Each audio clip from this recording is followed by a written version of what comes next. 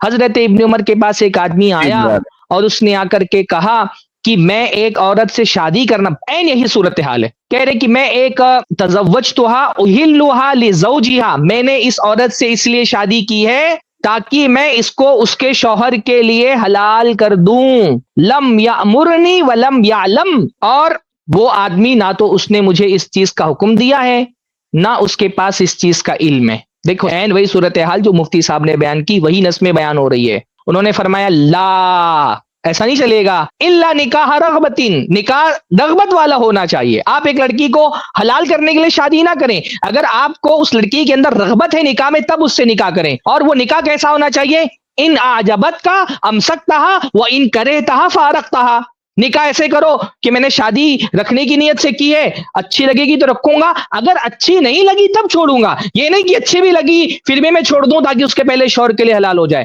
آگے کیا فرمایا؟ کنا نعدہ علی عہد رسول اللہ صلی اللہ علیہ وسلم صفاحا،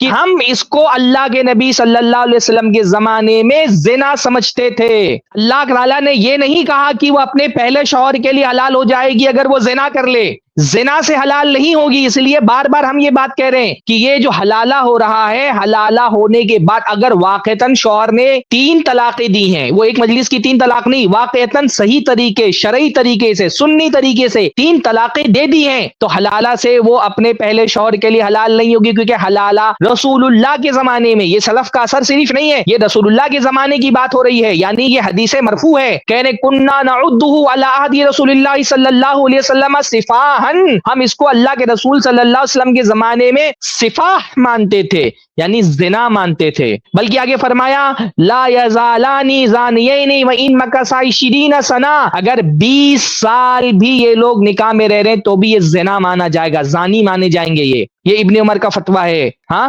3 طلاق کے مسئلے میں آپ اہل حدیثوں پہ بڑے الزام لگاتے ہیں کہ اہل حدیث صحابہ کے گستاخ ہیں، اہل حدیث نے حضرت عمر کو چھوڑ دیا، اہل حدیث نے صحابہ کو چھوڑ دیا۔ یہاں بات ہو رہی ہے علی عہد رسول اللہ، یعنی رسول اللہ کے زمانے کے بعد، اور ظاہر سی بات ہے رسول اللہ کے زمانے کے بعد بھی صحابہ کا یہی موقف رہا، یہ گویا کہ ایک طرح سے اجماعی موقف ہے صحابہ کا، اجماعی موقف رسول اللہ کے زمانے میں تھا، اجماع کی ویسے بھی ضرورت نہیں ہے، علی العموم مانا تھا، اور رسول اللہ کے زمانے میں تھا، اس کا مطلب رسول اللہ کے بعد بھی صحابہ کا یہی موقف رہا، تو یہ اجماعی مسئلہ ہے کہ حلالہ کرنے والے کا نکاح ہی نہیں ہوتا ہے، وہ زنا ہوتا ہے، وہ زنا ہوتا ہے، اس کی کوئی ویلیو ہی نہیں ہے۔